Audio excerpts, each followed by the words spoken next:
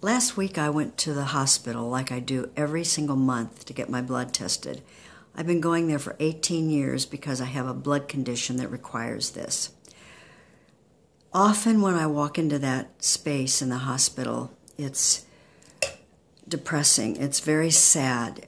It's not that the hospital isn't beautiful. It's very clean and actually pretty wonderful, but it's a cancer hospital, and the patients there are all very worried, depressed, very anxious. You can imagine. They're waiting for their treatments. So I find myself when I'm walking into the waiting room, I get very anxious, and I pick up their energy. And I'm not there because I have cancer, but I feel all of the energy of these people, and it's very difficult on me and very hard to take. Well, last week I went like I usually do, and I walked in, and it was so crowded that day. There must have been 60 people in the waiting room. It'll hold up to maybe 80. Sometimes there's only a few. Last week it was just, every seat was taken.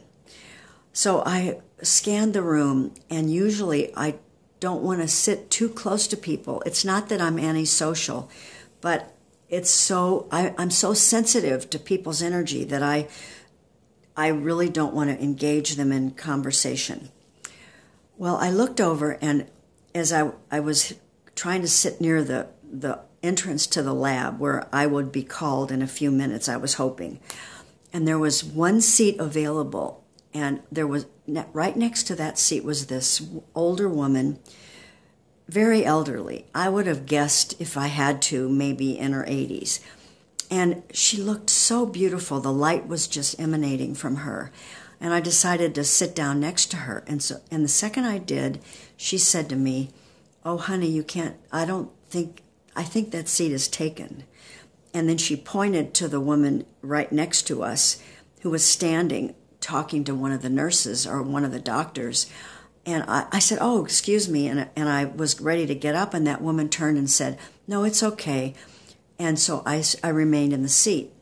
Well, the woman, keep in mind, I don't talk to many people there, and they don't talk to me. Everybody's is focused on their job for the day or what they have to do, and many of these people are going to be there all day for their chemotherapy and all that. So she looked at me and smiled, and I felt really relaxed.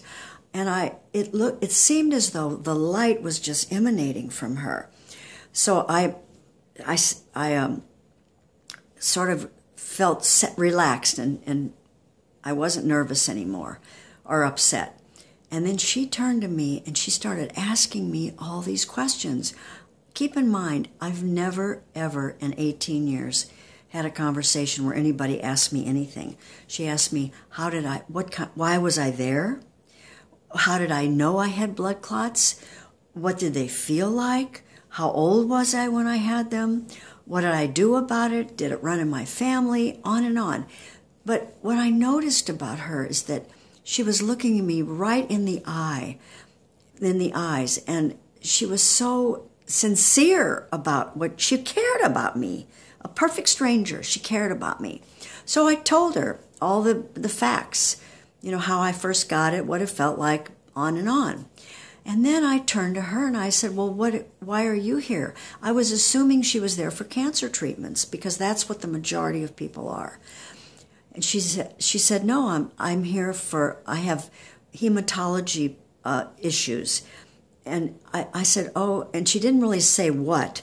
She said, "I come every week for a blood transfusion, every 2 weeks. And then I check in every other week for a blood test." And she said, "I've been here already for an hour and a half, and I'm so tired." And we were engaging in our feelings about what it was like to be in that room. And then we started talking as mothers, because she said to me, "Do you have any kids?" And I said, "Yes, I have a daughter." She said, "I do too." And I said, "Oh, my daughter is 20. And she said, "My daughter's 74. And I was shocked, because I'm 74. I'm always the oldest person in every room because my daughter's 20. And she said, yes. And I said, well, how old are you? And she said, I'm 102. I couldn't believe my ears and my eyes. Here was this beautiful woman with wonderful, a great complexion, bright eyes, so alive, so full of joy, and she's 102, and she's engaging me in this conversation of real meaning, or at least meaning to the two of us. So she told me that she lived by herself. I asked her, how did you make it so long? I mean, what are your secrets for survival, to be 102? Because I have always dreamed of being 103 when I die, and this could really help me. And she started laughing, and she said, the first thing out of her mouth was, I have a lot of friends, and we go out together at least 2 times a week for lunch or for dinner. And I said, do you drive? And she said, no, I haven't driven for 20 years. When my husband died, I stopped driving. She said, I walk everywhere. And I said, well, what else has helped you in your longevity? She said, I've never been a very large eater. I eat small.